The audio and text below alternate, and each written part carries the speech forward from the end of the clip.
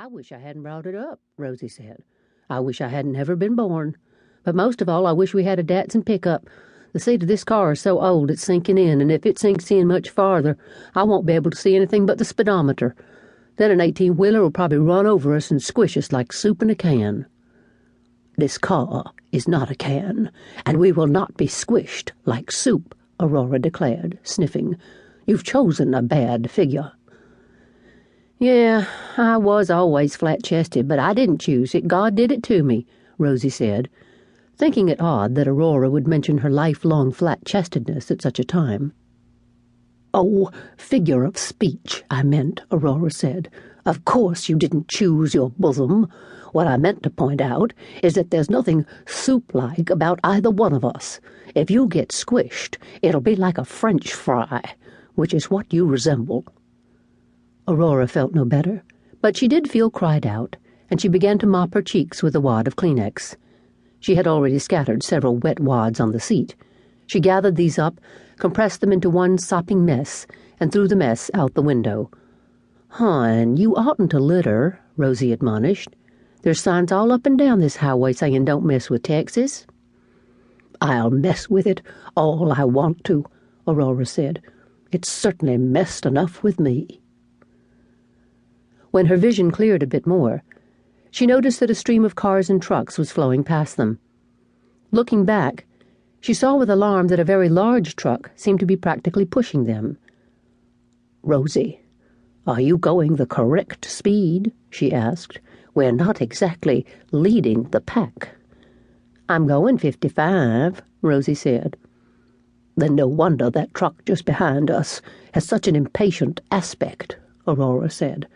"I tell you every time we come here that the legal speed is now 65, not 55. You had better put the pedal to the metal, if that is the correct expression." "The pedal's to the metal, otherwise we wouldn't be moving at all," Rosie said. "Why do you think I've been bugging you about a Datsun pickup? I could push the pedal through the radiator and this old whale wouldn't go more than 55. Besides, the speed limit's only 55 when you're going through a town, and we're going through Conroe." "Don't be pedantic when I'm sad," Aurora said. "Just try to go a little faster." Rosie, in a daring maneuver, attempted to pass the sluggish white Toyota, just as a truck behind them pulled out to pass them. The driver honked, and Rosie instantly whipped her arm out the window and gave him the finger. Then, not appeased, she actually stuck her head out the window, turned it, and glared at the truck driver. Unimpressed, the truck driver honked again, while Rosie, pedal to the metal, inched grimly past the white Suburban. "Well, you don't lack spunk. You never have, or I'd have squished you myself," Aurora said.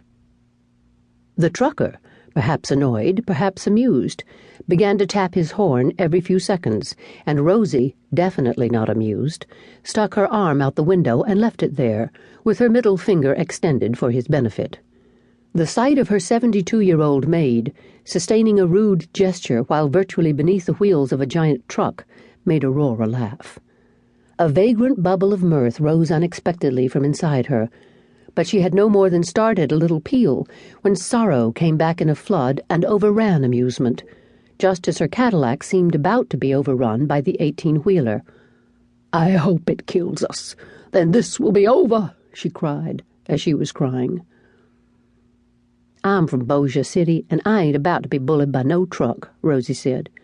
She calculated that she now had at least a 3 or 4 inch lead on the Toyota, and was nerving up to make her cut to the right. When Aurora calmed for the second time, they were well down the road past the airport exit. She could see the skyscrapers of downtown Houston through the summer haze. "I can no longer laugh without beginning to cry," she reported, rolling down her window. She proceeded to mess with Texas, to the extent of another 15 or 20 Kleenex. "You wasn't really laughing.